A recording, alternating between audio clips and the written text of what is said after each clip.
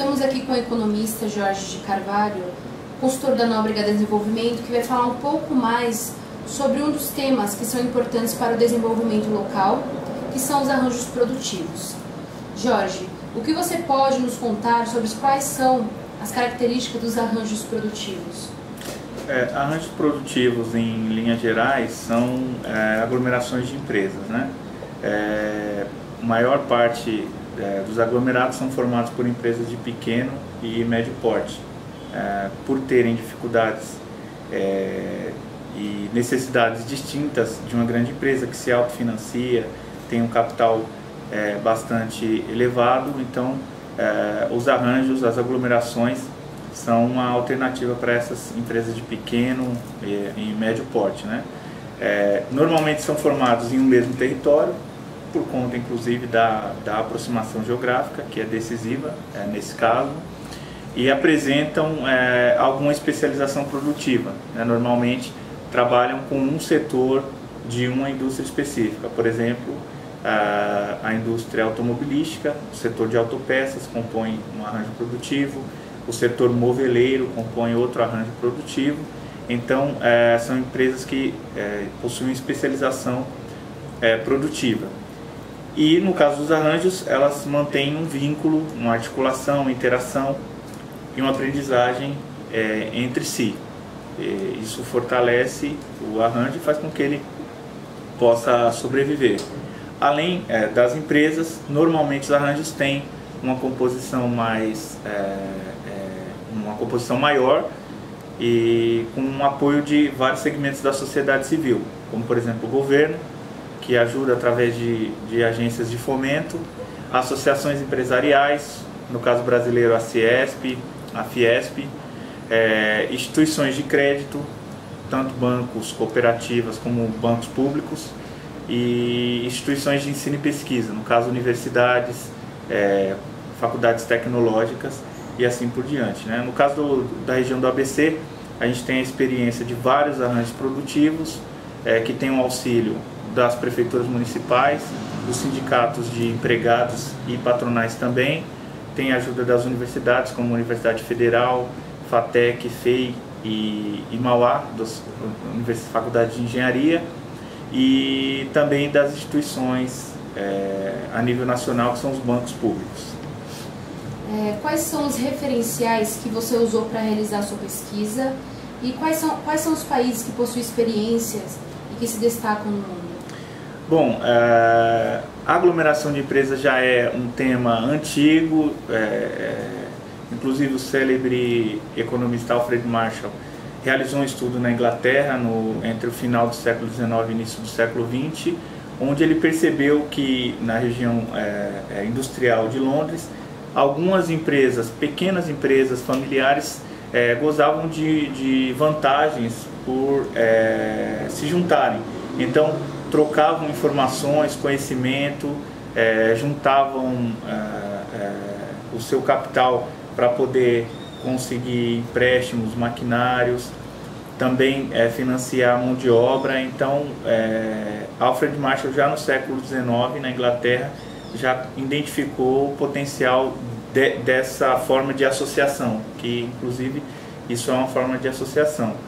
Em seguida a gente pode destacar o caso da Itália, da década de 80, foi uma região chamada de Terceira Itália, onde o governo foi um agente fundamental nessa composição, conseguiu articular o setor produtivo daquela região da Itália, Bolonha, enfim, e fomentar ali um universo bastante produtivo, dando condições de financiamento para as empresas, inovação tecnológica, capacidade para inovar e criar novos materiais, novos produtos e ampliar o seu mercado, né?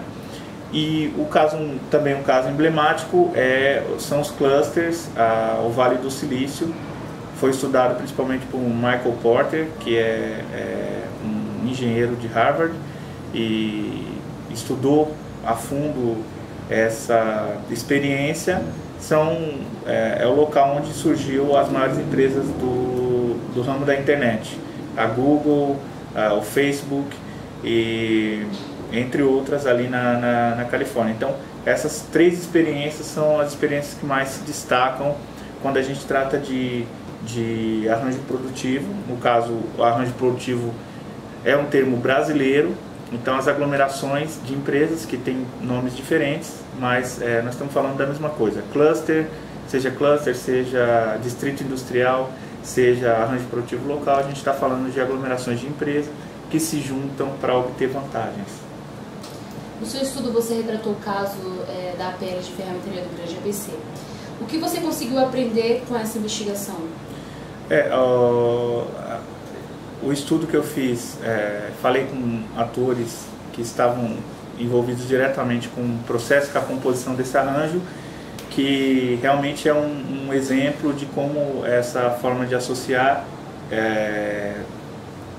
traz vantagens para as empresas participantes e para o desenvolvimento da região como um todo.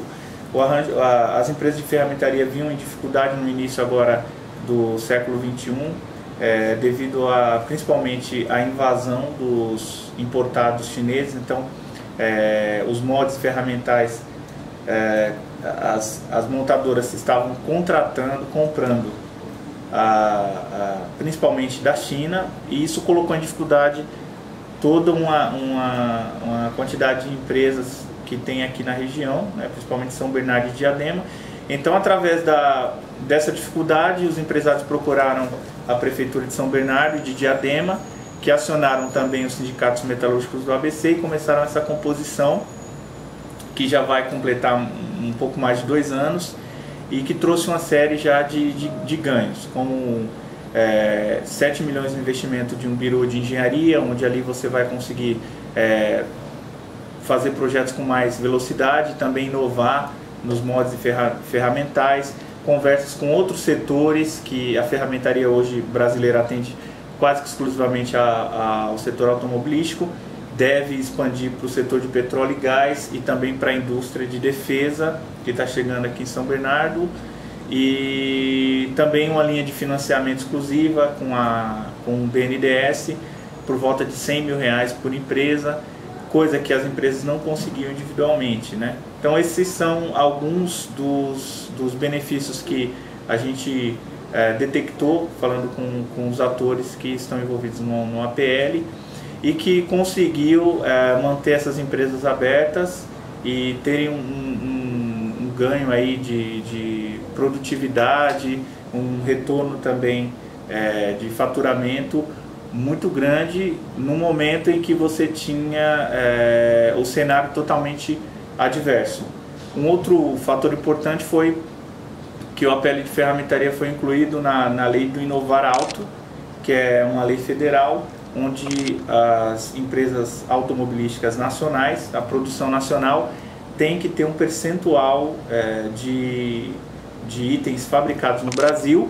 Isso acabou amarrando também as empresas, fazendo com que elas ficassem comprometidas com o mercado nacional, e foi incluído o item ferramentais. Então, as automobilísticas, para terem um benefício de isenção do IPI na produção, elas têm obrigatoriamente que comprar moldes ferramentais no Brasil.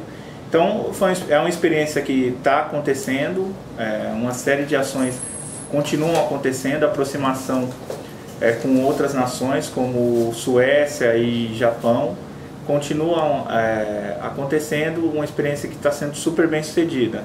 Então, acredito que falar de arranjo produtivo é tratar do fortalecimento das indústrias municipais, locais, de uma determinada região, e trazer retorno com trabalho e renda, emprego, enfim, contribuir para o desenvolvimento local efetivamente.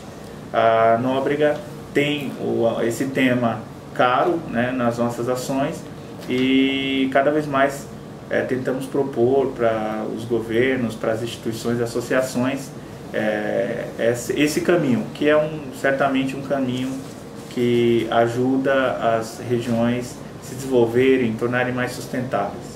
Espero que vocês tenham gostado. Outros temas estão disponíveis no nosso site, que é o www.nobregadesenvolvimento.com.br.